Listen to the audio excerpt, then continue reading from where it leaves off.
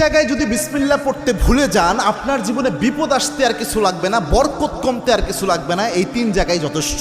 খুব মারাত্মক একটা বিষয়। বিসমিল্লাহ তো মোটামুটি সব ভালো কাজের শুরুতেই পড়া হয়, তবে সব জায়গায় ভুলে গেলেও এই 3 জায়গায় মিনিমাম ভুলা উচিত নয়। তার মধ্যে 1 নাম্বার যেটা, এটা আমি সবচেয়ে গুরুত্বপূর্ণ মনে করি, সেটা হচ্ছে বর্তমান পরিস্থিতিতে এটা হচ্ছে আপনার বাথরুমে প্রবেশের শুরুতে বিসমিল্লাহ পড়া। অনেকে বলতে পারেন, হুজুর বাথরুমে ঢুকবেন আবার বিসমিল্লাহ কিভাবে?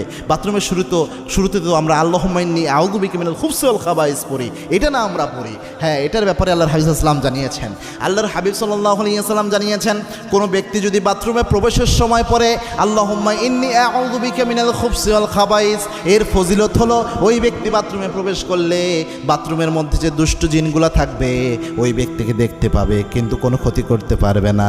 কিন্তু কোনো ব্যক্তি যদি বিসমিল্লাহ লাগিয়ে দিতে পারে, বিসমিল্লাহি আল্লাহুম্মা ইন্নী আউযু বিকা মিনাল খুবসি ওয়াল খাবাইস, এই বিসমিল্লাহ সহ যদি দোয়াটা পড়তে পারে,